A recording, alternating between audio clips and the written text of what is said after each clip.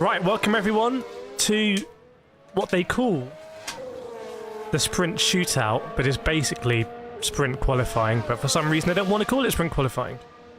So we'll go with Sprint Shootout. It's a shortened version of what we had yesterday, where Max Verstappen just utterly bottled it, and frankly, I'm surprised we haven't seen more coverage on that. To be honest with you, it's quite a dramatic thing. Imagine if there was actually a championship battle going on, then it'd be obviously even bigger implications, but big mistake from Max yesterday. Is he going to be doubly kind of ready to go to right that wrong today? It's a clean slate. And we're going to be doing 2 streams today and a premiere. Very exciting premiere, which I'll talk to you about later. Laku's in here. Alfarius. Kireth just randomly talks, no intro. Yeah, if you want an intro, you go to Sky Sports. Mike's in here. Best commentary in F1, thank you very much. Grazzy is in here. Kate's in here. Alex in here as well. I just want to start by saying that I thought the YouTube chat in the F1 Academy stream was really bad. I thought it was disgraceful. So I'm glad that we are a much better chat than that. And frankly, I think we would be a much better place to host and showcase something like F1 Academy than what we saw earlier on, for those who were there. Welcome Dutch Lion, Laura Lynch, Vlack is here as well. Kate says hello to everyone. Yeah, sprint qualifying and then the sprint race. We'll do 2 separate streams on that. A bit of rugby in between as well. So it's a full-on evening for sport if you're based in the UK. For sports fans. And you can see Charles Leclerc there with a 1:34.723, but I think Max had a 7:18 if I remember correctly. So the question is, will we see an increase, or I should say a decrease in those times in the sprint shootout? Or will drivers be taking it a little bit easier because the teams don't really like the concept of the sprint? It's just extra wear on their parts, an extra risk of damage and costs that they didn't really feel like they properly agreed to. But for the drivers, another opportunity to showcase your worth, and there are 27 minutes to go. Sebastian Finkley says, where do you think Logan will end up? Well, he did slot in there. I mean, Logan Sargent and Lance Stroll coming in 20th and 19th. Who could have predicted that? Jamie Chadwick here. One of my teammates. One of my Veloci teammates. Is teammate the right word? Alfara says F1 chat is always toxic. But it was really bad. It was just like... It had the opposite effects of what they had intended, which was to showcase women in motorsport.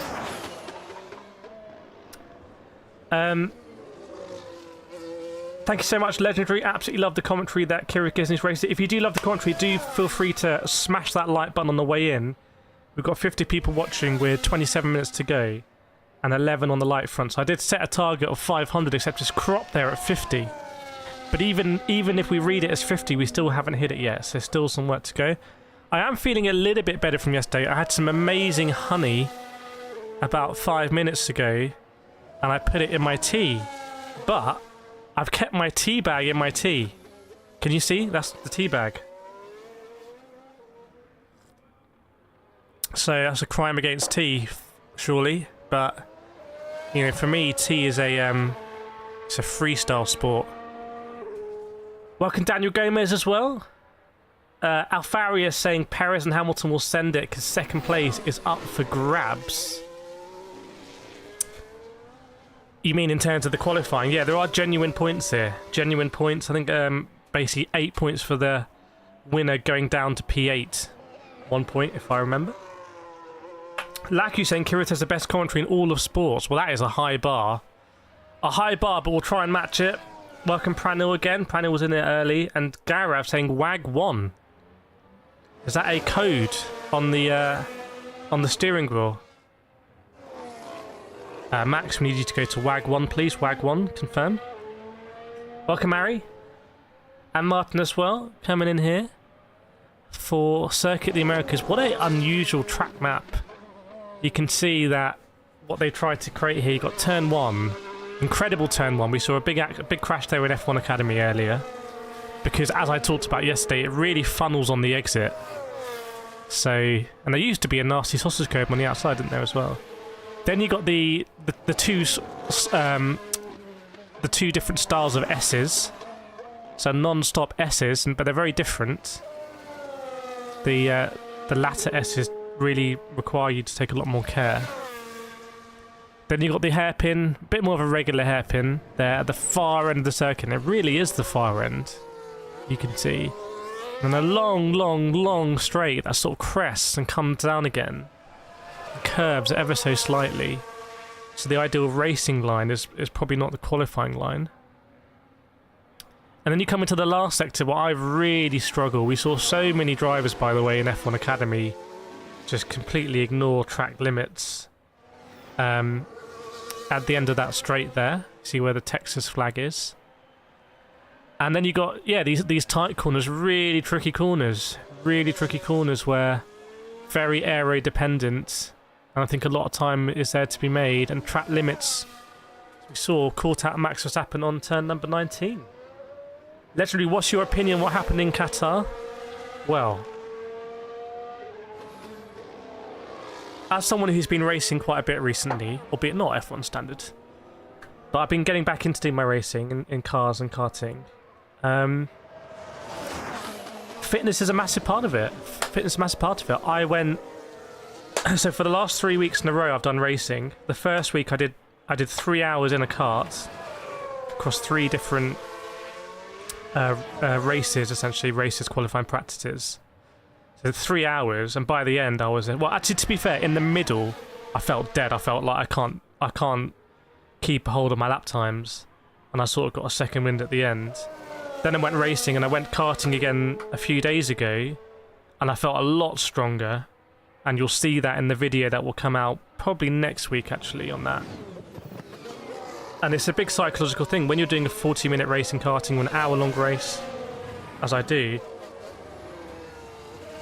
you can build that in and think, look, I feel like I'm going to be stronger at the end of the race. They might be getting away now.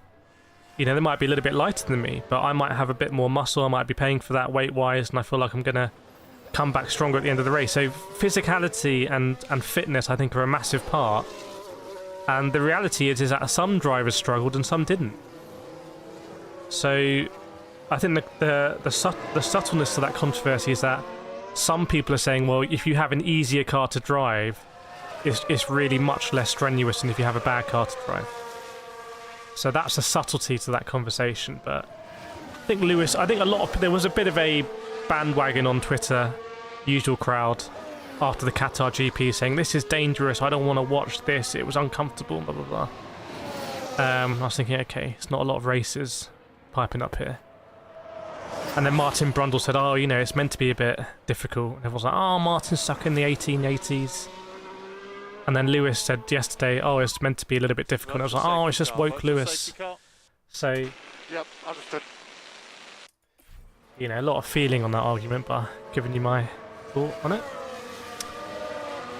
Yeah, a lot of track limits broken earlier. I don't know what they were playing at. I mean, they would have to disqualify the whole field, frankly. But awesome to see the women on track. I think the biggest thing for me about F1 Academy is, firstly, there's obviously been a lot of politics that no one will talk about, but I'll talk about it. The W Series had a brand, was televised, so had relevant deals with the broadcast partners, had reputation with building the names of the likes of, you know, Jamie Chadwick and so on. And then there was some power struggle. W Series lost everything, got put in administration. Whether that was all an administration where they transferred all the assets and then, you know, they just wound it up, I don't know. Or whether it was a genuine, they had everything effectively stolen from them, I don't know. But you go into F1 Academy, that it comes with this promise when it was launched at the beginning of this season. It's F1 Academy, it's much more aligned with F1, it's going to be a better platform to showcase and inspire women in motorsport. Sounds great. Then turns out it has no broadcast partners, so you cannot see any of the races, and it doesn't support any of the F1 races. And the name F1 Academy correct me if I'm wrong, let me know, but the name F1 Academy does not signify that it's women in motorsport, whereas the W series did. The W stands for women. So, you know, and I think this is something that just takes a lot of time. It's like you see with women's football, women's rugby, if you're in the UK. It's taken a lot of time to get through that stage of where people just mock it to it being accepted, and then it will really flourish. So the F1 Academy is at a really early stage there. Obviously, they have big plans for next season. We will see. I think the biggest thing I heard about the F1 Academy, the most impressive thing I heard about F1 Academy is that at the beginning of the season, the drivers were separated by 2 seconds in qualifying in a spec series, which is quite big. It's not good. But now they're separated by a couple of tenths, which is very impressive. So if that's true, I think that shows the real strength of having a really solid series that women can drive in throughout the course of a season. Anyway, just my thoughts. You won't hear it anywhere else because, well, for understandable reasons. No, she won't automatically head into F3. The reality about F1 Academy is that okay. I personally am very passionate about women in motorsport. So in our Discord, we have 4,000 people in our Discord. This is going back years. One of our rules, like we only have a few rules, and one of them is actively to support women in sim racing and motorsport, because there's this weird, like, I feel even more. I feel like I feel like it's not anti-sexist. I feel like sexism in motorsport is actually worse than racism in motorsport. So I'm really passionate about it. But the reality is that F1 Academy, that standard, is not F3 standard. It's like not regional F3 standard. And there's nothing prohibiting. No racing categories at that level are male only by regulation. So the F1 Academy sits to me on its own as something that young girls can basically watch and look and be like, okay, that's a lot of girls racing. I feel like I can do that, and that can unlock stuff. So that's what I see as a real benefit.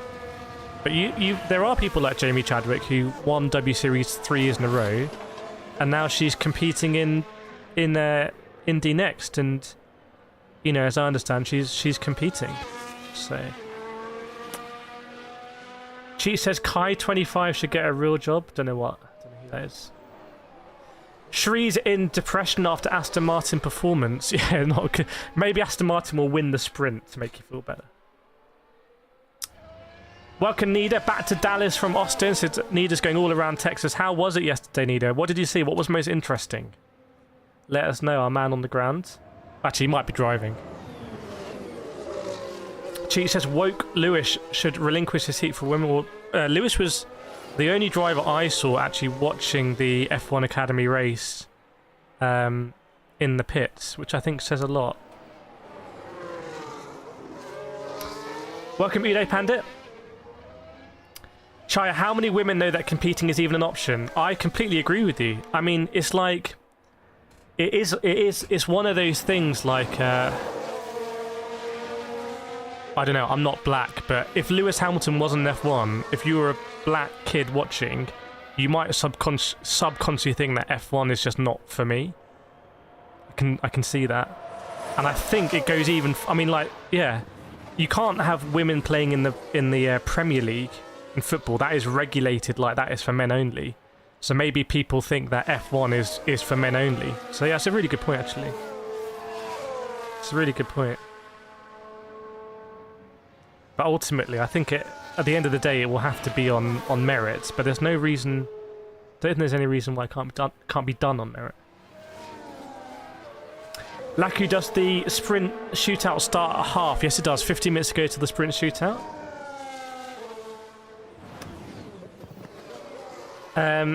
Macy, will the shootout be shown here? We have to wait and see. We'll be following it here. Legendary, I'm so proud of Bianca Bustamante when she joined McLaren's. I'm really interested why the other teams haven't announced their drivers. Unless they're giving every team like a separate window, but it's really good for her. But then everyone else is going to get announced. I don't know, maybe they'll keep doing it this season, but it won't sync with a race weekend, will it? So quids in for her. Alpha, that's why I think F1 Academy will fail. Once they separate sexes, it often stays an entirely separate and prevents promotion. I don't know.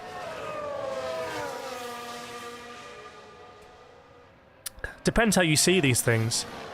Depends whether you see the ultimate goal of that whole enterprise as trying to get a woman into F1, in which case F1 Academy will have a really long lead time because it's more about just generally inspiring a large number of people rather than directly supporting the drivers that are perhaps most likely to make it, because you want to be supporting those drivers, you know, in the early days of karting, but they're already karting.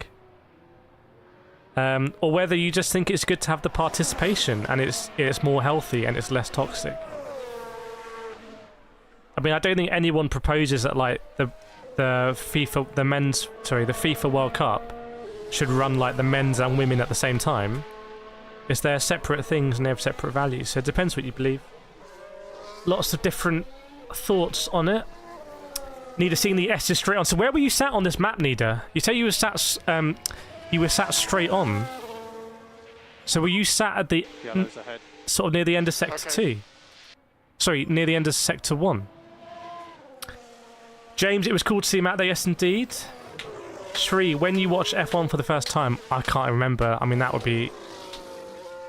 It'd make me sound very old if I could remember and told you. Nida, F1 Academy was definitely fun to watch too. Cars really seen on the edge. Laku saying again, Oscar's going to win the sprint race. We will see. Daniel, it's so strange that potential sponsors would not assist and help women the way that men are in high-level motorsport. But I think that will change with every... So what's changing next year in F1 Academy is that each team is going to be branded with an F1 team. So it's going to be instantly a lot more recognisable. But I think it will also have that polarising effect. Actually, it's a very good point. This honey is so good. Rushy says, too many woke warriors. Leave the sport as it is. Bob, if there's barriers companies stopping women, then sort them. But apart from that, they have to earn it, don't they? It depends how much you believe in sort of positive action. Of which there are different views around the world. Cheech only started watching in 94. What? Cheech. Beg 1-1 maker, when does the sprint start? European time, please. Well, don't know about European time, but my time it's starting. Well, it's starting 12 minutes from me saying this. 12 minutes to go. Laku started watching at the start of this year. Anyone else started watching F1 this year? Actually, that'd be really interesting to know. Anyone started watching this year? Sri was part-time, but now they're full-time. Very nice. Congratulations on making the move to full-time. F1 fan. Daniel, look what happened to Susie Wolf when an opportunity presented itself that she would have to race in Massa's seat and a team. Yeah, I can't remember that. Was that when Massa... Was that when Massa had an injury or something? I can't remember. You could say that's the credibility that's given Susie Wolf and the impetus, obviously she's highly connected, has been a gentle tailwind that's helped her in the position now where she's able to support this series. So anyway, I don't think anyone could dispute that the current position is I think generally people are too sexist about women when it comes to motorsport. So that's my position and what I saw earlier for sure. Even if it's just sort of casual sexism.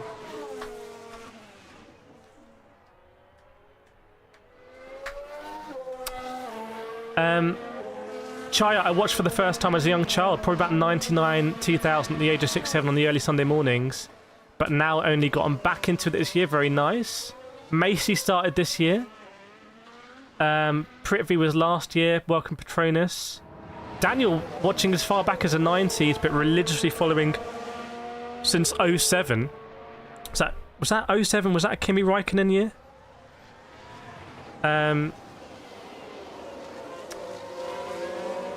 Will Max win Sunday's race? I don't know. But it's going to be a very interesting race. He's going to have to come back down from 6th. Macy, what's your favourite driver? I don't really have a favourite driver, actually. I genuinely don't have a favourite driver or a favourite team. I just sort of... I like when drivers are doing well, drivers are going on a hot streak, as I feel like Liam Lawson was. So I feel like it's a shame Liam Lawson's not here, actually.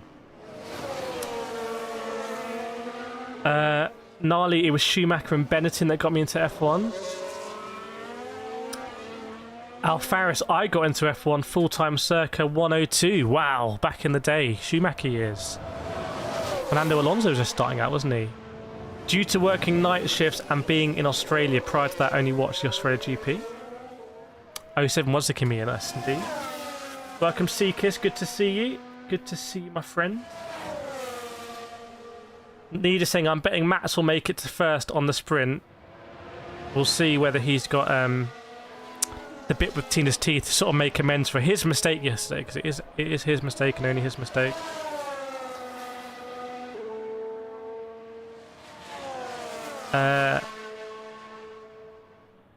Kimi knew exactly how much effort. Yeah, I mean, Kimi Räikkönen, how do we actually rate his career now that he's been out for a little bit? Do we think, is it fair to say Kimi Räikkönen probably underachieved for his talent, or should he have won more world titles, or did the McLaren just keep blowing up too much? Is that harsh? You know, will Kimi Räikkönen be a name that the streets remember, but frankly the record books don't really too much? Or is that a bit harsh on Kimi? Let me know. Cheats wishes he was watching early 90s. Daniel Liam's great. Yeah, was the DTM... Was that the one where there was that carnage at the end of the season? Can't remember.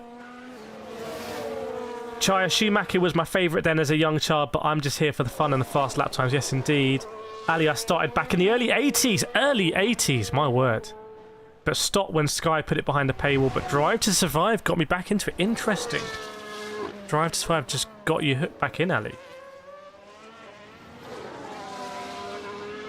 See, Lackey was following Kimi because he's finished, but there's been a string. I mean, there's been an unbroken streak. Okay, let's try and chat. Let's try and work it out. What's been the unbroken streak of finished drivers in Formula 1?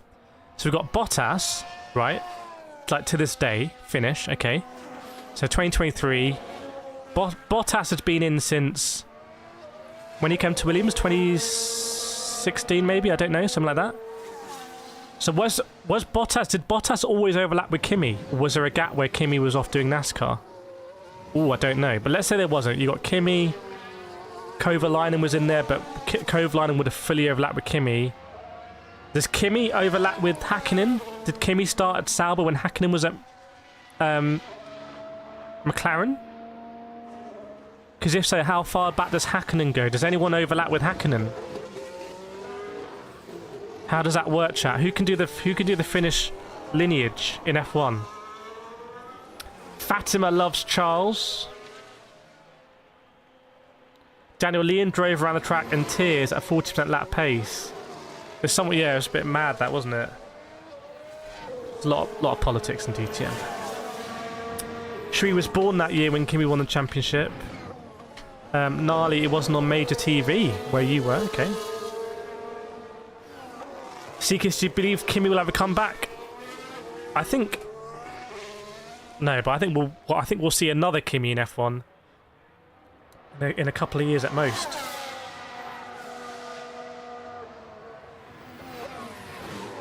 Neither the memes will remember, yes indeed.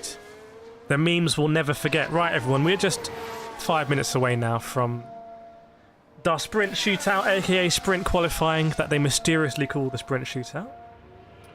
Beg saying Logan will end in 21st place. Well, I saw some screenshots showing that the safety car has somehow got more points than Logan Sargent. But, you know, he's in F1. He's living the dream. It's only a Williams. Wow, Bottas was 2013, Olivier says. But hang on, isn't that about when Kimi Räikkönen came back? When did Kimi Räikkönen come back to Lotus? Moose says, hello, kitten. Audrey, 2014 full-time, right when the V6 hybrid started. Always watched when it was on Memorial Day weekend in the USA. Yeah, Monaco, Indy, Coke 600. That was, yeah, Monaco straight into Indy for me. Massive. Welcome, Joe Mercedes. Blessing us with the main channel. Yeah, V6 hybrid. When the V6, I was lucky enough to see F1 before the V6 hybrid, so it would have been the V8s. I think it was V8's double diffusers, blown diffusers. Oh my goodness, just sounded so good, and you did need ear protection. I mean, you can go to Formula 1 races now, and for the Formula 1 you don't need any ear protection. You actually, the F2 cars are louder. Not as fast, but they're just louder.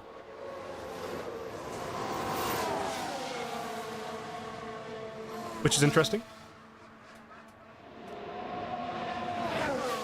Kimi came back in 2012. Okay, so then we got Kim, so we got overlap then. So Kimi goes back to what? 2002? Was Kimi 2002?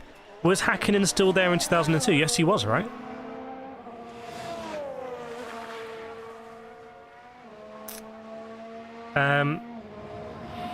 Dennis says F3 are the loudest I've heard. I think the Porsche Cup cars are really loud.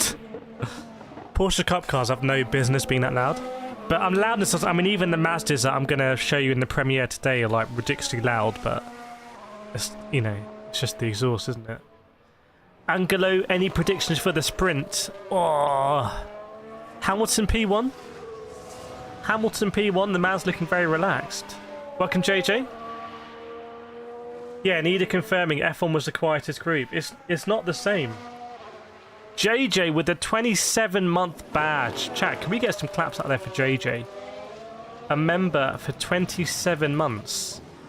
That is serious commitment from JJ, and I'm not even sure the profile picture's changed in all that time. That is serious commitment. Even I changed mine once. Look at that coming in.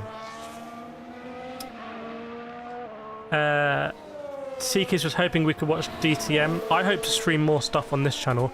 I hope to stream more series where we'll have the actual feed on of the race, and I'll be not day-to-day, not, you know, moment-to-moment commentary, but doing more what we do now, but with the live footage. Now, it won't be as prestigious series, but that's who I'm trying to reach out to, and that's who I'm speaking to. So we will see. Getting there, yes indeed. The sprint shootout is a mini qualifier. The sprint shootout is qualifying for the sprint. Yeah, I would love to drive a Porsche Cup car, actually. Be awesome. JJ stayed the same. Ducks are ducks. That's what we like to see. A bit of consistency in this world. By the way, track temp right now is 5 degrees cooler than it was yesterday. 36 now. If I remember, it was 41 degrees yesterday. So it's quite a bit cooler. Chat, please, can someone please help me out with our Finnish driver lineage in F1? So we need to go back to, did Raikkonen and Hakkinen overlap? We urgently need that confirmed. There's only 1 minute to go, by the way. 1 minute to go till the sprint shootout. Now, for our American friends, you might be confused what a sprint shootout is. It's just qualifying. It's just qualifying. No extra spice.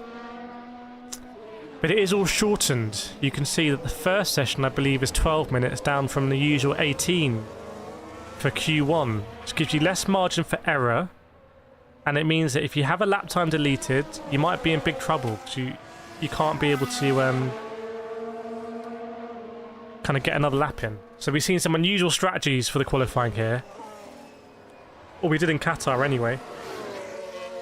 Drivers just sort of circulating.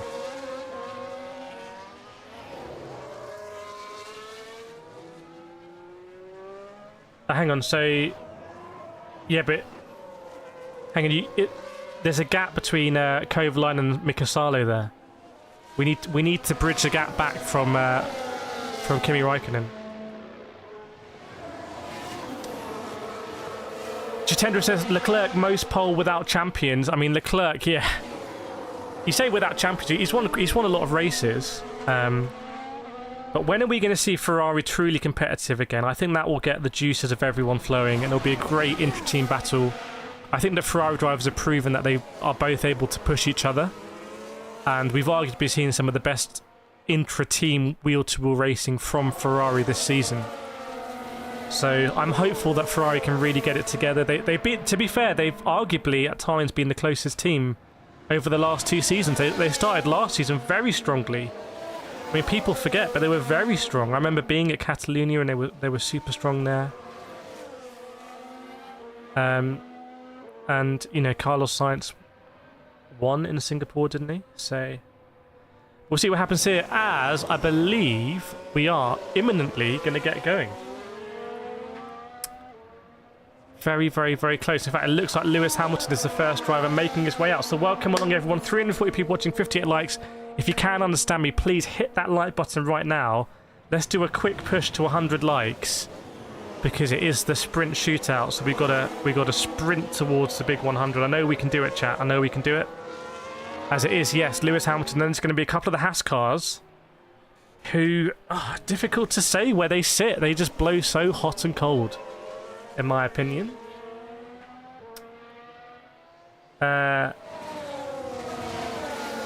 Chaya saying, I'm wondering how long it will take for Sargent to park his car on the wall. Well, hopefully he won't, to be honest. Hopefully he won't. But we'll see.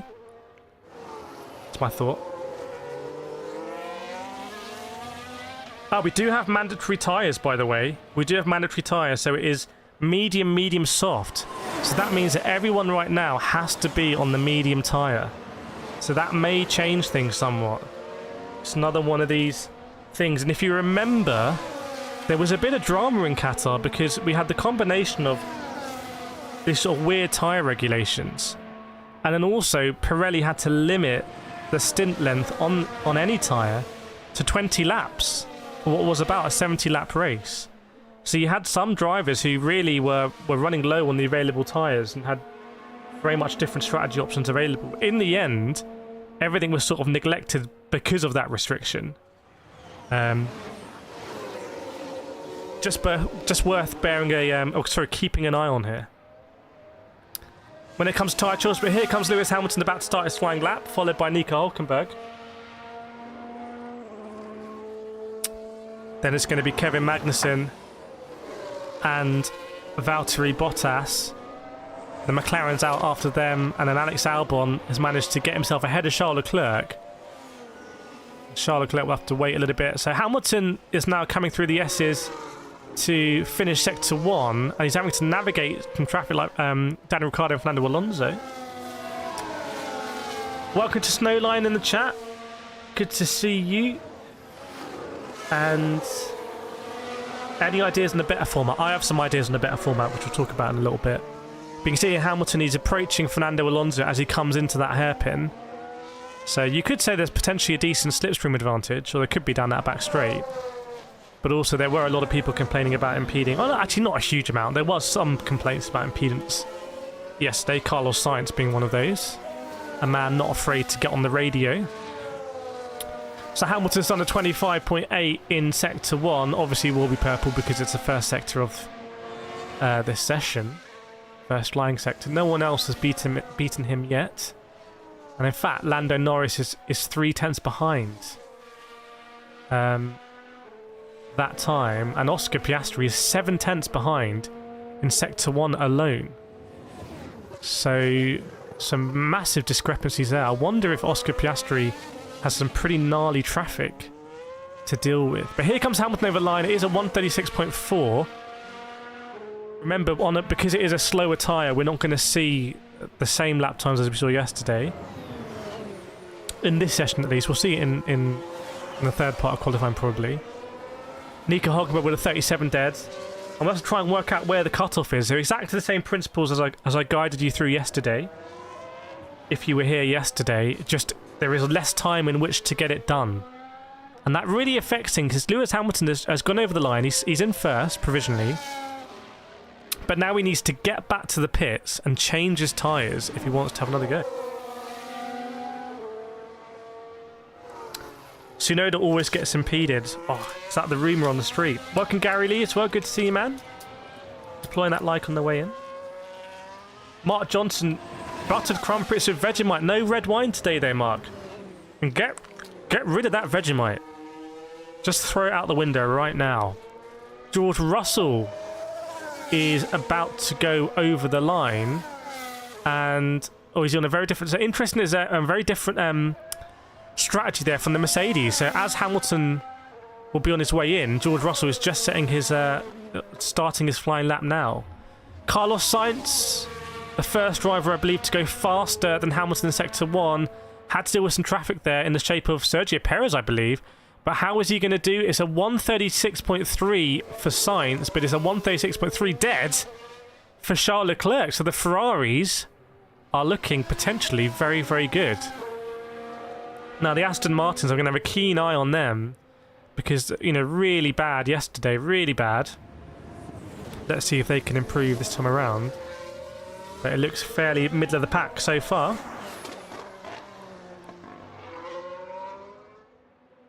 So it ends in 91. So we have unbroken fins in Formula 1 since 1991. 32 years. Wow. Where are the Red Bulls? Okay, so Max Verstappen is done a very fast sector 1. He's just completed sector 2. He's a very fast sector 2 as well.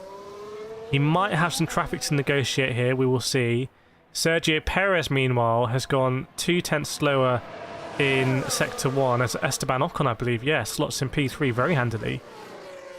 But Perez able to pretty much match Max Verstappen through sector 2. Good news for the Sergio Perez fan club there. And what is Verstappen going to do? Is Verstappen going to sail to the top of the leaderboard? I'd be surprised if he doesn't. It'd have to be a bad sector 3. Let's see. Verstappen obliterates it. It's a 35.9. So a 35.9 from Max Verstappen. What about Sergio Perez? Going to go top 6? Yes. P5 for Sergio Perez. Yeah, thank you, Jitendra, keeping an eye on things. Well, there's 4 minutes 15 to go. 4 minutes 15 to go in this session. Olivia saying Leto. Oh, maybe it goes longer. How far can we go? So Charles Leclerc, who has just completed his flying lap, and now he's done an in-lap. I do not know why Charles Leclerc is still... he did this yesterday. I don't understand why Charles Leclerc is still out on track. And it might even be the same for Russell, I'm not sure. But can someone please explain to me why Charles Leclerc and Carlos Sainz are going around again? This must be the way that Ferrari want to do things, where they're going to do another outlap essentially without pitting.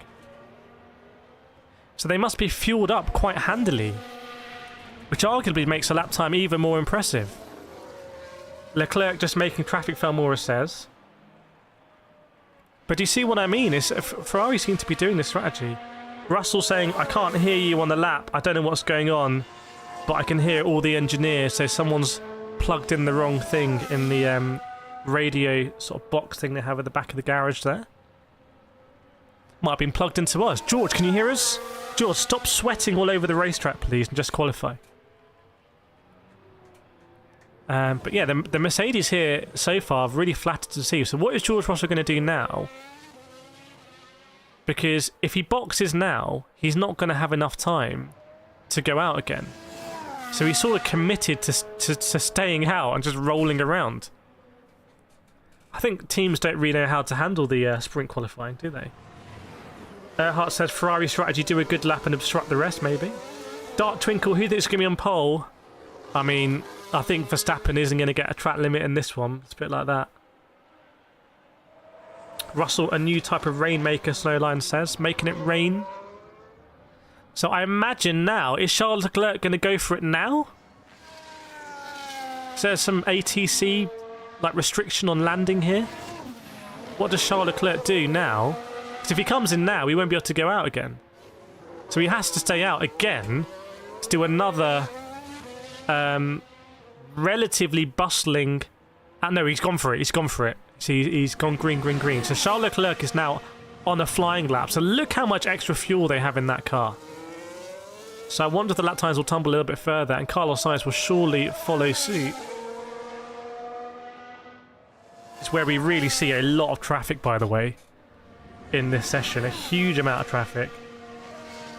Pranil saying Perez needs to get his form back and stay with us. Chat, let me know, is there anyone you think is going to get knocked out here? Is there a big name you think is going to get knocked out? Let us know who you are predicting. As Fernando Alonso is also starting a quick lap. You see everyone's sort of queuing up at the back there to get going. These drivers will not be able to make it around again. So this is their shot. And there are meaningful championship points on the line, effectively. So everyone had to let Guan Yu Zhou go by because he was on a flying lap. That sort of messed things up for a lot of people. And in fact, I want you to look at Charles Leclerc here. Look at Charles Leclerc. Because he went so early, look how much traffic he is going to need to navigate here in his flying Sector 3. And all these drivers are queuing to start their flying laps. And they don't want to run out of time. So Charles Leclerc having to navigate a huge amount of traffic there. And dare I say, it might have compromised him in Sector 3. I really do think that's possible. Sergio Perez is just going to get over the line, by the way. So, I think Leclerc might have improved. Yes, he has improved because he's got within 2 thousandths of Max Verstappen. Let's have a look at Carlos Sainz now. Is Carlos Sainz able to go provisionally faster in this session? Let's see. Carlos Sainz does not, but he does improve very slightly. Yeah, very close, Famora says. Snowline might have identified a Sargent issue.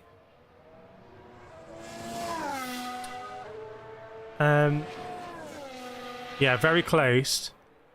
But have a look at George Russell's first sector there. So you got Hamilton and Russell, who, even though they were on different strategies, are now doing their flying laps at the same time, aren't they? And then it'll be Sergio Perez will be the last driver to cross the line and set their lap time. So who is at risk right now? Because we're imminently going to find out who's going to drop out. The bottom 5 drivers.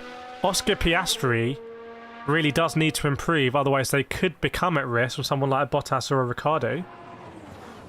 Where's Alex Albon, by the way? Alex Albon's in P3! That's where Alex Albon's. I was scanning down the bottom and couldn't see him.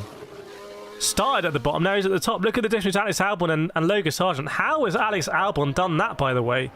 Has anyone spotted that lap from Albon? That is huge. Meanwhile, I don't think Piastri did improve, so can Daniel Ricciardo... Oh, no! Ricciardo can't quite beat his countryman there, but he's still, I think, going to be okay. He's going to be okay because everyone else is done, so we are going to lose the 2 Haas cars. We're going to lose the Alfa Romeo of Valtteri Bottas. We're going to lose the AlphaTauri of Yuki Tsunoda. And we're going to obviously lose the Williams of Logan Sargent. But I just want to point out that the whole field, except Logan Sargent, is separated by less than a second. And that's what we love to see. That is a very competitive grid, therefore. And it should make Q2 very tasty. Where the drivers are going to be going out again on the medium tyre. So they'll have some knowledge on that. But my other thought, by the way, on the Ferraris going around is maybe they want to scrub that tyre in. Have a really scrubbed medium tyre. That's a thought that I have potentially as to why they are just circulating on track. Obviously, track limits can still come into play. But chat, can we get some reaction on that Alex Albon? He's only 2/10 off Max Verstappen here. Musa got lost. What sector are we on? We are, well, it's not really sectors, but we are in the first part of qualifying. First part of qualifying here, and it's basically done. I'm having a look here. I think this must be Charles Leclerc. Yeah, oh, you know, he got massively impeded. He got massively impeded. That's going to be a penalty for Mercedes, I think. In fact, Charles Leclerc has gone on the radio and said, penalty for Mr. Russell, thank you. And frankly, I can't disagree. And remember what George Russell said earlier? I can't hear you. I can't hear you, my engineer. And do we think that's contributed to a perfect storm there?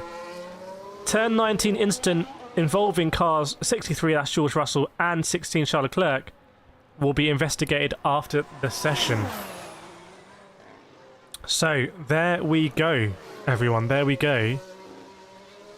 Oh, tasty. Massive impede. I mean, George Russell was right on the sort of curb where Charles Leclerc needs to be to set a fast lap time. So I'm actually impressed that Charles Leclerc was able to set such a competitive Sector 3 there, if you have a look. Being so...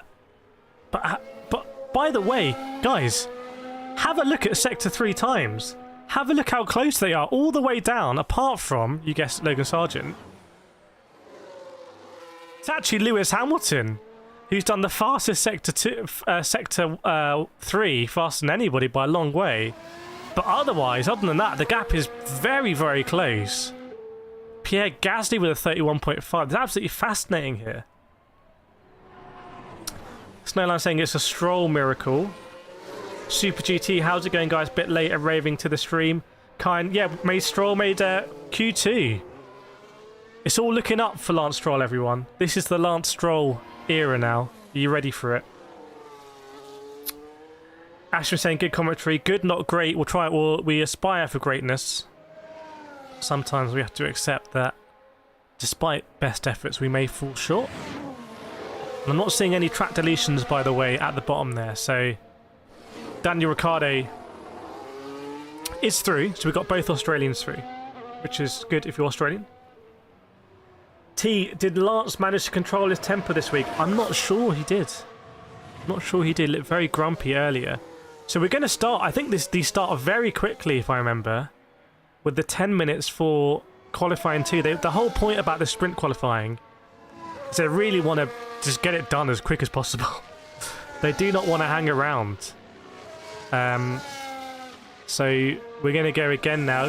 We've lost the bottom 5 drivers. See the speed trap data. Anyone in the 330s like yesterday? No one hitting 330 today. Albeit it is a medium tyre, so slightly less grip. Dark Twinkle saying the honey badger is back with lots of honey. I've been smashing that. Maybe I'm going to turn into a honey badger inadvertently. We will see. We shall see. Right, we're just waiting now for the start of qualifying 2. But before we start, everyone, I think now is a good time to do a nations check. Let's do a nations check. So let us know in the chat, where in the world are you watching from? We want to know. Hamilton, by the way, is saying, check my front wing. He hit an AlphaTauri, as it was all sort of going a little bit crazy there at the end, getting so condensed. But let us know in the chat where you're watching from. Snowline Canada, Nali USA, Farji from India, Shrees from India, Chaya from Netherlands, Hiske from Amsterdam, Sebastian USA, Dark Twinkle London, Musa from Canada, Daniel from England, Dale from New Zealand, Laku Finland, Ash from Canada, Nida Texas, Vlatka Croatia, Mohammed from Turkey, Mike from America, Mr. Ersong from Trinidad. Oh, your compatriot's not here.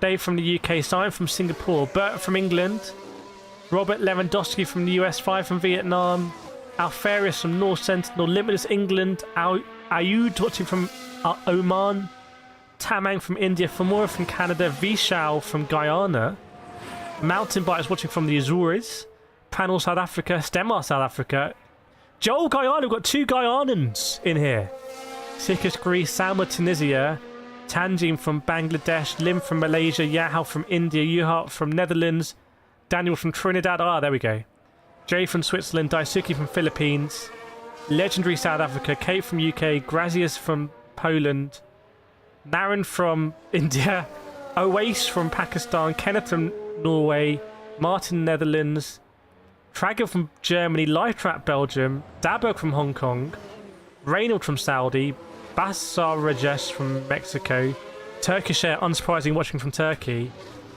and Melis from Turkey as well. Rawane is watching from Monaco. Wow. Hello to Monaco. Hamilton Art from Canada. Hamilton Art from Canada and Runette Hamilton from South Africa. which is where Formula E will be returning next year with a really interesting calendar, starting in Mexico, going to Hyderabad in India, going to Cape Town in South Africa again, and going to China, to Shanghai, to race on the F1 circuit. Very interesting. Watch this space is all I'm going to say on that. Yeah, we are started now, everyone. So you can see the drivers coming out. It's actually the Red Bull, surprisingly, who are first. And I believe they queued at the front of the pits there. Because normally, because they start at the beginning of the pits, everyone could just cover them off. But they must have gone quite early. Maybe a little bit worried about traffic. Mike Wace watching from Cornwall. Very nice. It's very global, really global today. I'm not going to say anywhere's dominated that. I just feel like we're healthily global. I feel like we have more representation here than the UN, and therefore we could be entrusted to make some globally important decisions. What do we think, chat? Can we handle that?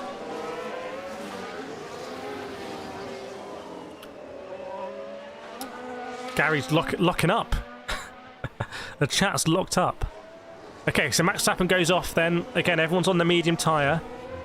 The timer shortens yet again. It's a bit like a cheesy game show. It's only 7 minutes 40 to go already. So are we going to see the strategy of cars just circulating, which can cause a lot of traffic? Lewis Hamilton's still in the pits with the gloves off. Just chilling. And Perez goes over to start his lap. Same with Leclerc and Carlos Sainz. And then there's going to be Lance Stroll. Can Lance Stroll get anywhere near out-qualifying Fernando Alonso? We will see. But we can't do a worse job than the UN. Wow. The UN is washed. Deary me. Not a lot of faith there in our international framework, international law. Okay. Guan Yu Zhou starting his lap as well, same with Oscar Piastri, and there's going to be Lando Norris, who's the last of the cars on track. So still quite a few cars in the pits, like both Alpines, Hamilton, Alonso, and unusually Alex Albon, who normally likes to get out early and set an early lap time. So what is Max Verstappen going to do here? Let's have a look. It is going to be a 35-1. Whoa, I wasn't expecting it to be that low. On the same medium tyre, well, maybe not literally the same tyre, but on the same compounded tyre, to do a 35-1. Is it just me, or is that quicker than we had before? What about Sergio Perez now? What's Sergio Perez going to do? How close can Perez go? Well, 35-7 for Perez, so 6/10 off is an absolute chasm. Me for Presidente, El Presidente. Like a banana republic. Charles Leclerc easily splits the Red Bulls there, and here comes Carlos Sainz.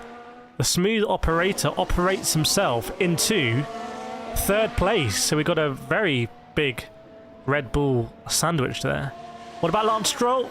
Can he get into the low 35s, mid 35s? Faster than Sergio Perez, let's see. For Lance C, no he can't. 36.1. 36.1. Badankadank saying Russell's sweating his way to the wet tyre. Yeah, he just jettisons it out the back. Makes it slippery for everyone else. Here comes Oscar Piastri. What about the McLarens here? Again, not a good lap time from Piastri. And what about Lando, who I believe qualified P2 for the race? So what can Lando do here? In the sprint qualifying, it is going to be a 35.5. So it's looking like Max Verstappen is a little bit in a class of his own here.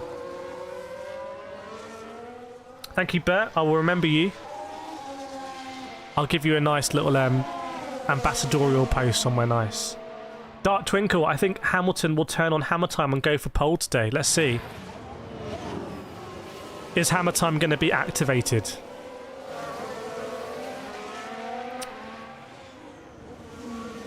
Verstappen just had to do this. We need all the wins. So is Verstappen going to box now? Let us see. Is it going to be a conventional box, change tyres, and go out again? Or is he going to circulate? Let's have a look. What does Verstappen do? It looks like Verstappen is going to stay out. So Verstappen is going to stay out and do another couple of rolling laps. Maybe recharge the hybrid. So he's just completed an in-lap, and now he's going to do an out-lap, I believe. If you're following. Awais saying, is something wrong with Hamilton's car? He didn't. I couldn't. Well, they were checking the front wing, but Fernando Alonso, by the way, is also in the pits. Not set a time yet. So I think some drivers and teams just preferring to just ignore the first part of this session and just do the second part. So don't mess around at the first part. Alex Albon's going to do the same. They're just going to treat this like they only ever had 3.5 minutes. I think that is the strategy. But let me know if you agree or disagree. Welcome to Bianconeri on top. What do you think Leclerc's chance of winning on Sunday? I think he's definitely got a chance. I think he's got a chance. We'll have to see how Max Verstappen is going to cope coming from 6th place and whether he's really got that big desire. As Esteban Ocon crawls out of the pits, I can assure you, on my screen. Not sure what he was waiting for, but he's very slow out of the pit lane. Oh wait, so if Russell is out, why isn't Hamilton? They're doing different strats. Stoffel Van Dorn is there. With Aston Martin, he's a man I spoke to quite a lot last season at Formula E events. When I was there with DS Penske. And he signed again for DS Penske next year. So he is a Formula E world champion, actually. But also a reserve driver for Aston Martin, and Felipe Drugovich is another reserve driver. Speaking of reserve drivers, there's the recognisable face of Mick Schumacher in the Mercedes garage, which is awesome. Andre says, hi there. Thanks, man. Andre from Brazil here. What an intro from Andre. Very nice. Let us know if we've got any new or familiar face in the chat. Feel free to acquaint or reacquaint yourselves. And you see Fernando Alonso starting his fastest lap. Got a funny feeling that traffic is going to be a mess again. I just got that feeling. No worries, Gary. It's a bit of there was a blue screen on the Sky feed there. Blue screen. Is there a minimum speed in the regulation? Yes, there are minimum speeds on in-laps and out-laps, I believe. But they are set. I don't think they're not strictly regulations. I think they're set by the race director every weekend, I believe. Might be wrong. Mika says Hamilton pole. Hooked on. Did anyone watch the F1 Academy race earlier? Right, 1 minute 15 to go. That means anyone crossing the line now is not going to get to do another lap. So this is the final lap here. See, Max Verstappen is just sending Fernando Alonso through because Alonso's on a flyer. So is Sergio Perez going to... Is he on a flying lap now, or is he going to get around? I think Max Verstappen's going to get around, but Sergio Perez, he must be on a flyer now then. Okay, so let's see this home, everyone. So I'll guide you through. We've got Fernando Alonso. Welcome, Athelia and Poe, the Teletubby. So Fernando Alonso, what's he going to do? Can he go into the top 10? Only the top 10 drivers are going to progress here. Fernando Alonso goes P8, but with a 36.0, I'm not sure that's going to cut it, given we've got both Alpines and Lewis Hamilton to come. And it's not that much faster than Lance Stroll, who will be trying to improve, except he hasn't improved at the moment. But here comes Esteban Ocon. So Sergio Perez did not improve, bit of a weird lap. Here comes, although he can go again technically, because he just went over the line. Esteban Ocon, I think, is in big trouble here in that P9, and Lewis Hamilton only goes P8. I mean, there's big opportunity for scalps here. Big opportunity. Can Pierre Gasly knock some people out? Can he knock his teammate out? I think he might, you know. I think he might. Yes, he does. Pierre Gasly knocks out Esteban Ocon. Brutal. But what about Alex Albon? Can he do the unlikely? I mean, he's gone faster than Lewis Hamilton in Sector 2. So it could happen here. It could happen. Alex Albon goes P10 and knocks out Fernando Alonso. Alex Albon goes P10. What about Guan Yu Zhou, who's been looking quick this weekend, though? Guan Yu Zhou can't improve. So now it's just down to Ricciardo, who's going around the last corner. Can Ricciardo knock out Alex Albon and get into the top 10? What can Ricciardo do? No, he can't. It's very, very, very close. But Alex Albon somehow in the Williams, everyone, has made it through into Q3. Unbelievably impressive, especially when you consider his teammate is dead last. What a lap from Alex Albon. And Fernando Alonso, well, he's only a 10th quicker than Lance Stroll. So if everyone's saying Lance Stroll is washed, does that mean Fernando's washed as well? Do we have any Alex Albon fans in the chat? Do we have anyone watching from Thailand? I can't remember. But that is absolutely huge. We'll definitely keep an eye on track limits now. But Alex Albon, I mean, you'd think he'd absolutely relish starting a sprint race from decently inside the top 10. He's got to be the highest rated driver in F1 right now, apart from Max Verstappen probably. I mean, how his stock has risen from taking that drive at Williams. He's taken that drive by the scruff of his throat. You know, I remember Charles Leclerc doing similar things at Sauber. I remember Max Verstappen doing similar things at Toro Rosso. Sometimes you get these sort of drivers who just take it by the scruff of their neck and basically say, witness me. What happened with Lance Stroll? I'm on board here for a replay as he comes into the... Oh, he locks up massively going into the corner at the end of the long straight. A huge lock-up. Like, one of the biggest lock-ups I've ever seen, actually. And that might be why I don't think he improved on that lap. His tyres have turned into 50p pieces, no doubt. Right, let me just progress this in the background because now we are going into Q3, everyone. Where did I buy this mini screen? I don't even remember. I've had channel fans. Okay, radio check. If you see anyone in chat with like a if you see anyone in chat with like a 24-month badge, maybe they will remember where I got it from. Hooked on saying Stroll is terrible. Deary me. Athelia's watching from South Africa. Away says, anyone getting another go? Well, no, our top 10 is set now, barring any track limit transgressions, which there could be the case. Bianca wants a shout out if there's a Ferrari double podium. Ah, JJ can't remember. Okay. We're at a loss. Poor Ricciardo, yes. I mean, it was very, very, very close. Again, the gap between P8, Jules... I mean, the Mercedes were mighty close to being knocked out here. Very risky from Mercedes, I have to say. The strategy was clearly to leave it late, at least for Hamilton. And it almost backfired massively.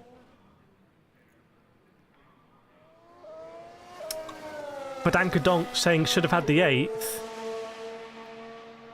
Bert supporting Supermax. Dart, do you think Hamilton will be back and challenge for the WDC in 2024? Yes, I think so. David Joe Clot says hello from Israel. And Basanguda says, will Max win? Well, the odds would say that Max is likely to win, wouldn't it?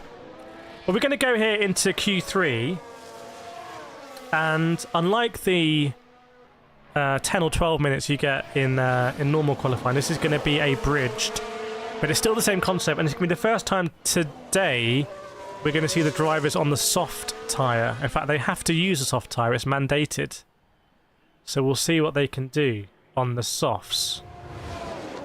And are the Ferraris going to be able to really get up there and put some pressure on Max Verstappen? I mean, look how close again it was between Verstappen and Leclerc for that lap. I'd say it was pretty much only in Sector 1 where Charles Leclerc lost all that time. But no other driver has been able to get close to what Verstappen did in Sector 1. I mean, people are definitely getting close. Now, Ricciardo exactly matched Verstappen in Sector 3, for example, and got knocked out, which is a big boy time in Sector 1.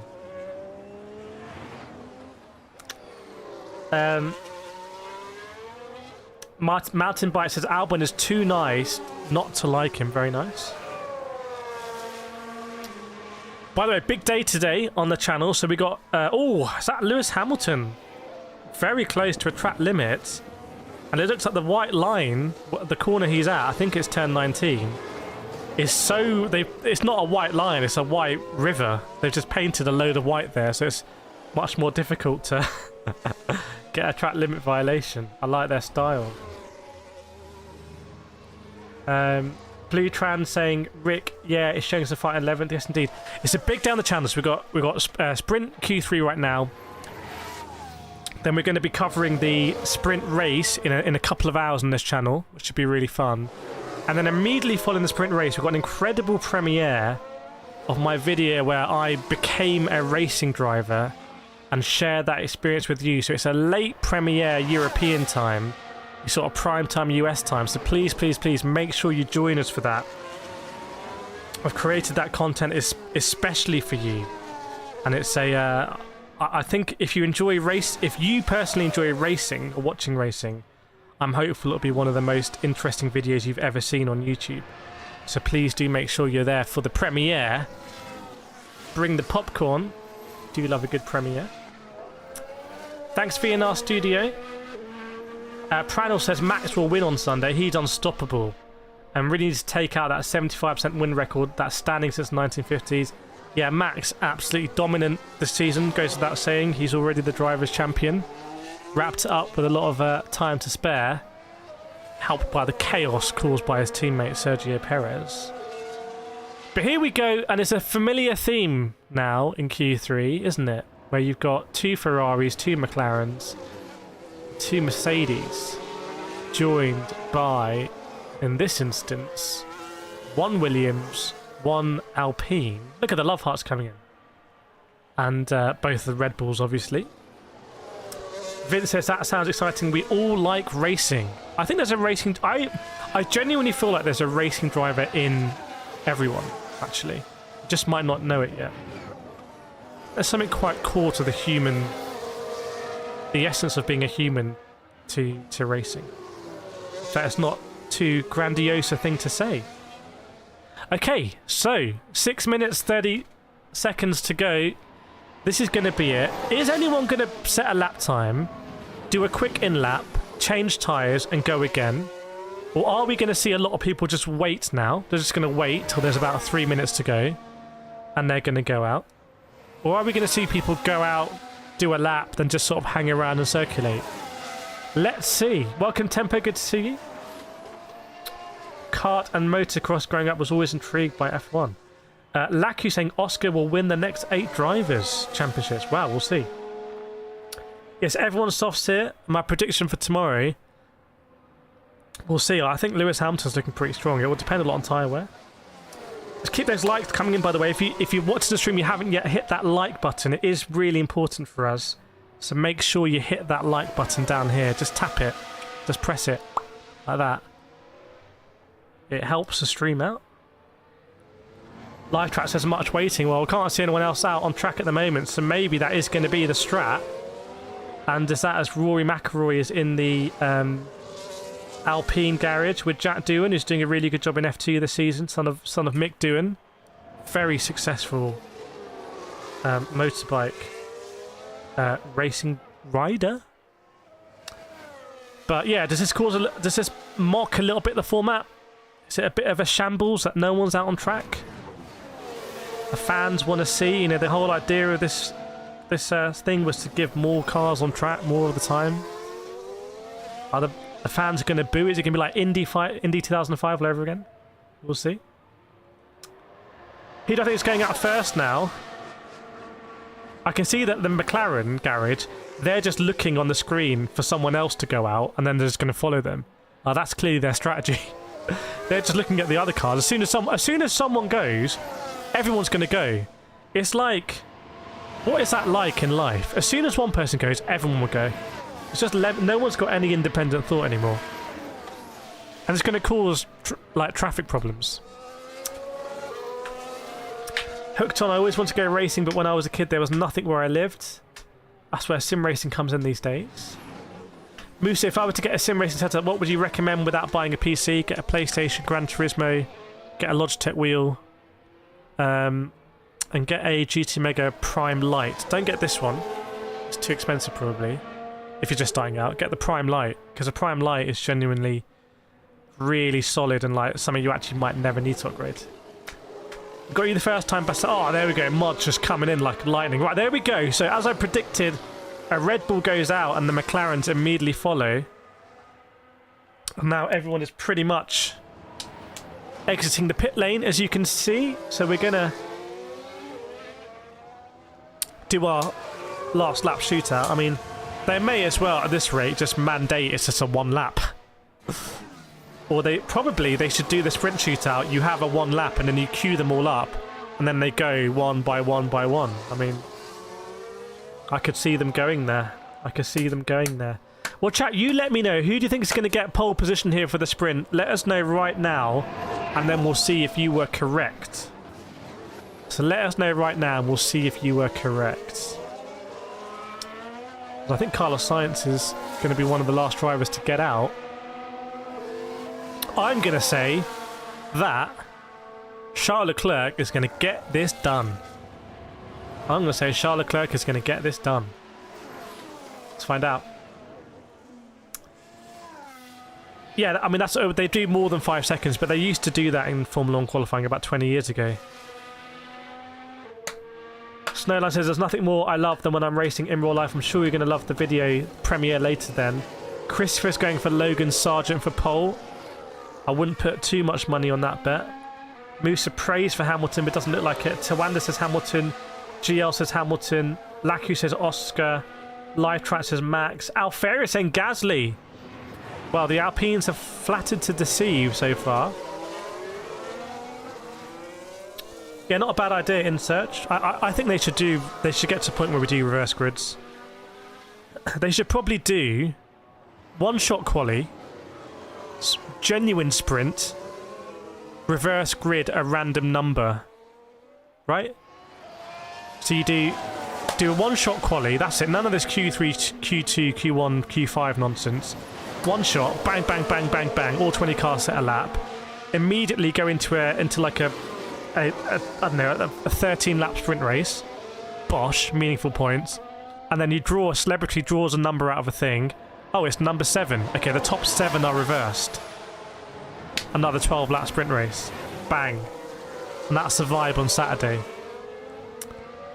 Vote me for FIA president. Right, here we go then. Max Verstappen is going to be the first driver to set a lap time here. Everyone is comfortably going to get over and set the lap time. Bert is saying Lando's on the flyer. Bert has identified Lando Norris as potentially being in the mix. What does Max Verstappen do? What is it going to be? It's a 34.5 on the soft tyre. But we've had word in our ear that Norris is on a mad one. So we'll see. Lando Norris, what do you have in the bag? What is your Sector 3 like? Can you beat Max Verstappen for pole in the sprint? No, you can't. Almost exactly 1/10 slower, but it was a valiant effort. And meanwhile, Oscar Piastri is surely going to slot in P3. Let's see. Yes, he does. A 34.8.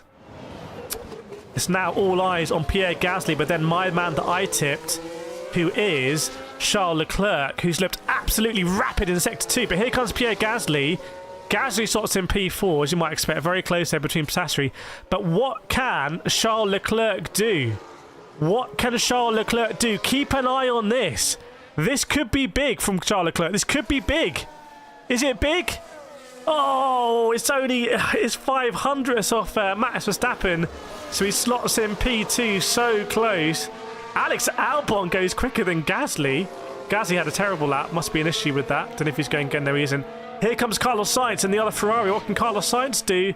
Carlos Sainz goes over the line and only goes P5. Wow. Not good for Sainz. And we've got the Mercedes to come, but first, Sergio Perez. Sergio Perez now over the line. Where can Perez go? It's a P6. So now the only 2 cars left are the Mercedes. And it's going to be Lewis Hamilton who goes first. Can he go top 4? Yes, he can. He goes P3. Very close to the top 3. And now it's George Russell. Can George Russell get ahead of, say, Oscar Piastri and slot in P5? Let's have a look. What's it going to be for George Russell? What's it going to be for George Russell? No, all the way down in P8. Welcome, Mighty Buglers, all the way down in P8. So look how close it is there. between the top 4 drivers, 4 different cars, 4 different drivers, obviously, and all within 1/10 of a second. You love to see it. Now, will we see any drama again on the lap deletion front? And how is that shaping up for the sprint race then? So Max Verstappen has managed to get himself up in front, but I think it's going to be absolute carnage behind him. You got Leclerc on the front row, then Hamilton, Lando, Oscar Piastri, Sainz, Perez, Russell, Alex Albon, and then Pierre Gasly. What do we think about that, chap? Let me know in the comments now what you think about that sprint qualifying. Who do you think performed? Who underperformed? What happened to Pierre Gasly? Was he impeded? But very tight within the top 4, almost a class of their own. What about Latifi? Is he in Q1? He's still in Q1, yeah. AlphaTauri saying McLaren's crashing in turn 1. It could happen. It could happen. Dart saying GG, good end. Yes, indeed. I'm just having a look here at the sector times, or trying to. I feel like... I just wonder if this was up for the taking for, you know, any of Leclerc, Hamilton and Lando, if they just put a lap of the gods together in one sector in particular. That's what I wonder. Because, wow, you know, that is very, very, very close. Let's have a look at these sector times now so you can compare Charles Leclerc. I mean, Charles Leclerc, he lost it all again in sector 1. That Ferrari is genuinely just not the best through sector 1. I think is the reality of it.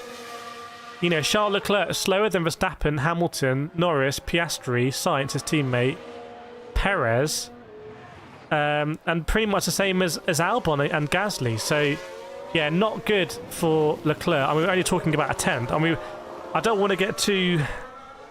It's all a bit of a fugazi, isn't it? But, you know, 1/10. You'll see in my premiere later how close these things can be. There's a very mystical thing about racing, which is we perceive and try and interpret big chasms of difference between drivers and laps.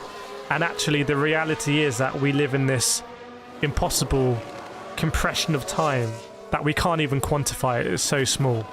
Like, we would not be able to... You would not humanly be able to quantify... you know, the difference between the top 4 there. To be honest. Pretty crazy. Pretty damn crazy. No worries, Fee. Miro seconds difference. Don't know what Miro is.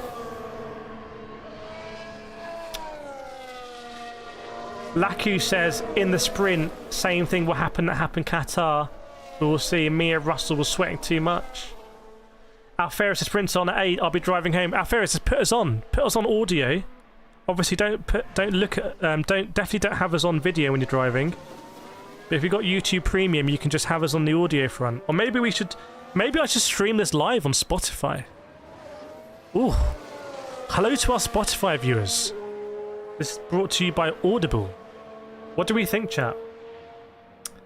Blue Trans Am on Sims. I mean, I feel bad.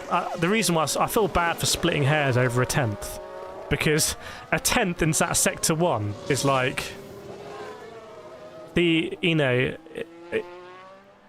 almost mythical that these teams go away, develop these cars independently, you know, in much secrecy and trade secrets and protecting everything and confidentiality. They'd go away and develop all these cars and keep it all secret, and it's all tip-top.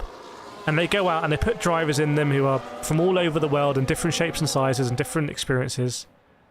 And they put them all in, all these differences, and they send them round, and the result is pretty much exact similarity. And the only explanation that you can give for that, the only explanation is that when you push yourself and when teams push themselves to the absolute limit of efficiency and what is possible, you kind of reach these echelons of performance, and everyone is reaching them. So you would be found out very quickly in Formula 1 if you were incompetent, is the thinking, right? is the thinking. Speed Force says definitely podcast. Okay, I need to. Can someone put us up as a podcast? I actually do want to do a podcast. I want to do a sim racing podcast. I want to do a motorsport podcast. And obviously we'll just cut it into a load of short form content as well. But I do want to do that. I don't feel too good this weekend. I'm under the weather this weekend. I hate it when I'm under the weather because I cannot operate at 110% efficiency that I need to get all this stuff done. Funny how they had to keep their data secure. That means other teams must try and steal it. Oh, yes, they do. Oh, yes, they do. They'll be putting cameras under the chassis and everything like that. In search, I miss drivers sitting out races, like teams not in appearance races. Well, back in the day, you just would turn up and try and qualify. Anyone could turn up back in the day. If you thought you had a quick enough car, you could bring it there and pay your entry fee and try and qualify. No one could stop you. Lorenzo finally found me on Gran Turismo. Finally got to race with Kimi Vellicini. Felmora, Sainz been breaking through. Yeah, but Felmora, you're based in... Do you say you're based in California? I mean, what is this thing that's ripping through California all the way to London in a week? That's some sort of global... It's not like the same as it's ripping through like this sleepy English village. Yeah, it's a triple header, by the way. It's a triple header, so we got to stay... I need to get back into my fitness. In fact, what I'm going to... no, I'm not going to do it. I'm not going to do it. But what I was going to do if I'm streaming, I was going to watch the rugby now and just be on the exercise bike and watch the rugby. And in fact, if I wasn't doing this, I would be on the exercise... I would not let myself watch F1 without being on the exercise bike. Because I find it too boring to exercise otherwise, so I have to, like, only permit myself to do stuff I want to do if I'm exercising.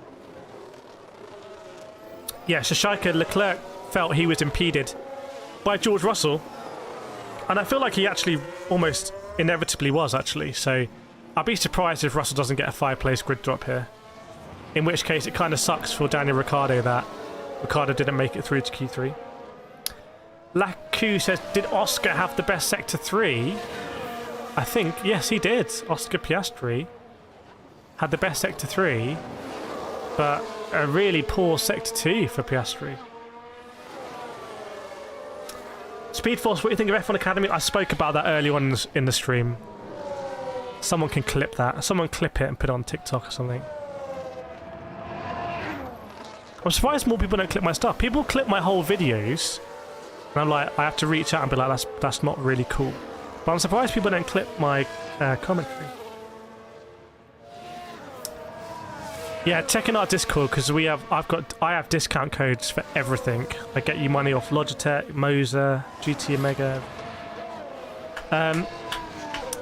Ever considered adding a commentating partner? I have done co-commentary before.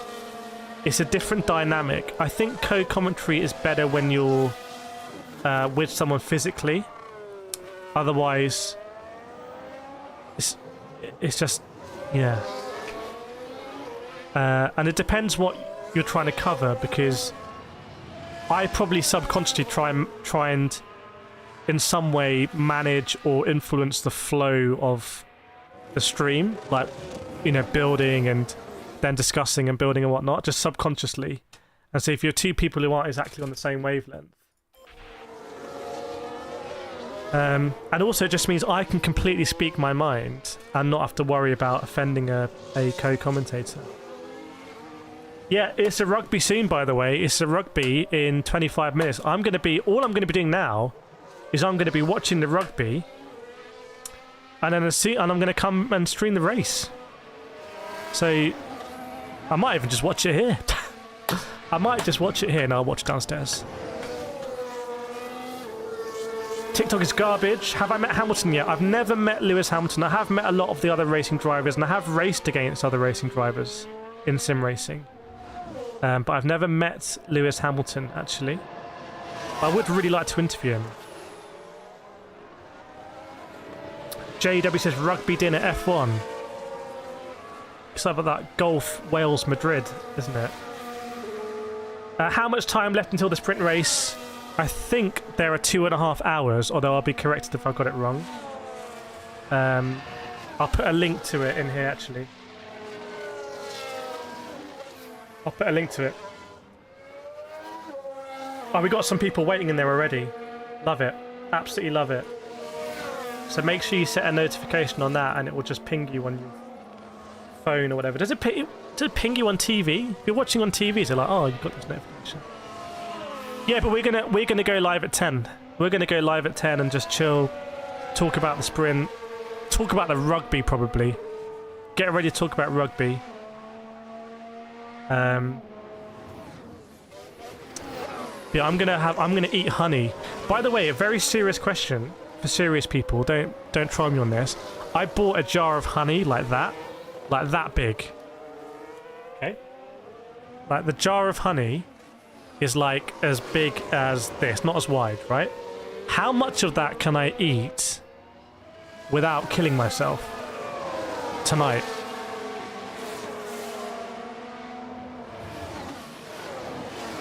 I've never met that Kim guy, although I see his videos come out because it seems like we do relatively similar videos sometimes. Like I went to Vegas, he's been to, obviously he's massively connected and he flies business class everywhere and stuff like that. But I would like to do some more. I should actually watch his content and see what interest there is and what I can offer in that space. Well, okay, I'm going to be honest with you. I'm going to be honest. I've already had 3 large spoons and a spoon in that. So I'm buzzing a little bit. I'm buzzing. But it's natural sugar, right? Yeah, any rugby fans, let me know right now. Who's going to win the rugby then? South Africa? Or England? And if you say South Africa, you can just get out, frankly.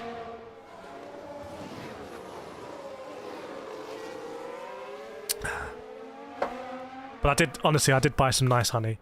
Like I saw there was a honey jar for £1.30 and I was like, I didn't know you could get honey that cheap. So I was going to get the £1.30 honey. But then I was like, that actually feels like it's too cheap. And it didn't look like honey, it was like white. I was like, So the honey I got was like, it was like £5.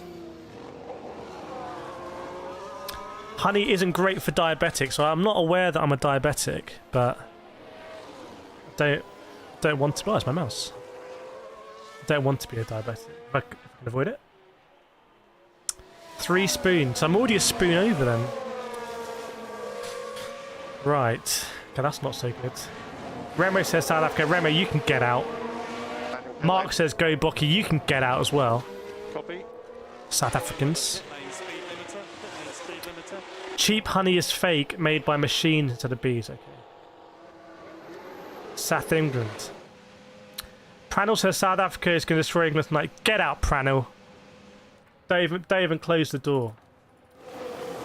But has anyone said England? Has anyone said England? Tracy says, sorry, I'm from Langbane, South Africa. But you think England's going to win, right? Snowline, I'm diabetic due to my pancreatic cancer. Sorry to hear that, Snowline. Hopefully it's manageable. I don't really know too much about these things. Flat out, you should look into honey. There's a lot of supermarket stuff that isn't even honey, even the deer stuff. So the honey I bought was marketed as crunchy honey from Yorkshire. And then honestly, oh my goodness, when I like, because I only did it 2 hours ago. When I had my first spoon, I was like, this is literally the best thing ever. And I cannot imagine I've gone my whole... I'm actually crying now. I'm so emotional about it. It was just so good. It was just... yeah. I took like a big spoon of this honey. I was... just so good. Man. Ooh. Right. I'm not allowed to have any more. Okay, chat. I'm going to leave it here. I'm going to go and watch the rugby. South Africa will make you cry harder. Get out of here, Ferg. Mods, can we deal with all this? Lackey as well. Speedforce, I've done keto for 6 months. Went from 13 stone to 8 to 11 stone. Thing is, I race now at a certain weight category in karting. And I am very competitive at my weight. I'm very fast at my weight. but I'm only just my weight. So if I want to continue being competitive, and I'm meant to be racing every other week, whereas if I lose like 5 kilos, which would be great for my health, and I should lose 5 kilos, I'm more than 5 kilos over the weight I should be, I will be relatively uncompetitive. The best thing would just become faster at karting and lose weight, but you should try New Zealand, Monaco honey. Is that another rugby reference there slipping in? You guys still wait to the carts? Yeah, there's always, any reputable championship will have minimum weight classes. If you go karting and there's no minimum weight classes, I see on YouTube, I won't say them by name, but there's a YouTuber that does videos on kart racing, and like short videos, like really popular, really well edited videos. But they race against people that are basically there on a stag do. And they then claim, I don't know, I shouldn't get into it. But right, I'm going to go and watch the rugby. I'm going to go and watch England win the rugby. So I'll be back post England win, where we can talk about how England are going to challenge New Zealand in the World Cup final. So I will see you then. When I end this stream, it will take you automatically to the next one. So don't just chill for like 10 seconds. Don't do anything.